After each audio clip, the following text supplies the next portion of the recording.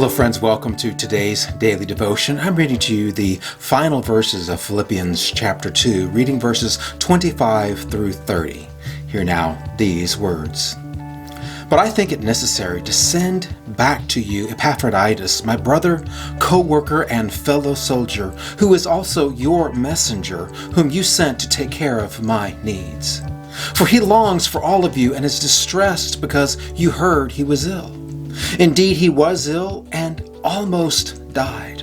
But God had mercy on him, and not only on him, but also on me, to spare me sorrow upon sorrow. Therefore, I am all the more eager to send him, so that when you see him again, you may be glad, and I may have the less anxiety. So then, welcome him in the Lord with great joy, and honor people like him, because he almost died for the work of Christ. He risked his life to make up for the help you yourselves could not give me. Epaphroditus is a really interesting character. We don't know a whole lot of detail about him. This description that Paul gives here in Philippians is the richest detail about Epaphroditus that we have. And what we know then is that Epaphroditus was from Philippi. When the Philippian church discovered that Paul was in prison in Rome, they tasked Epaphroditus with going to Rome, bringing Paul the gifts from the Philippian church to help him while he was in jail. You see, back then, the Roman jails, they didn't provide anything for their prisoners. They did not feed them. They did not give them water. They did not give them blankets. They did nothing but put them in chains.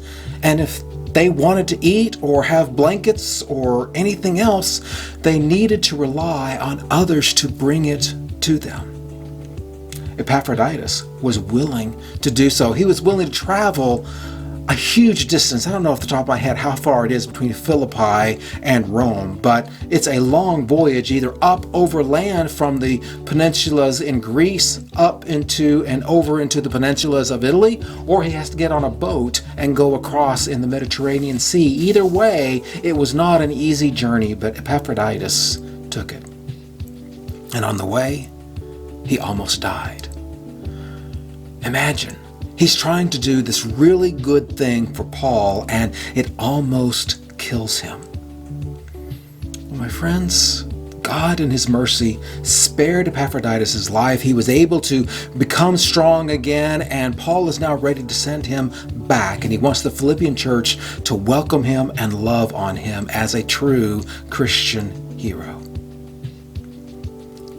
I think you and I could be an Epaphroditus today. You and I, we may not have to travel hundreds or thousands of miles in order to help someone, but we do need to be willing to go wherever God wants us to go, even if it's just next door to check in on a neighbor.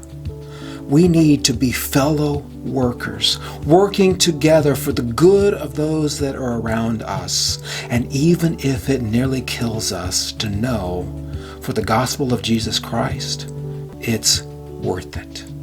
Now I invite you to gather with me, do a little bit of traveling to be a part of our worship experience this coming Sunday as we look more into Philippians and recap everything that we've learned this week in these daily devotions. We will gather together in person at 681 Mount Moriah Drive in Cincinnati, Ohio, and online via our YouTube channel at 9 a.m. and 11 a.m. Eastern Daylight Time. Come be a part of what we are doing together so that you can go and be a part of what God is doing all around you. And I'll see you on Monday for another daily devotion.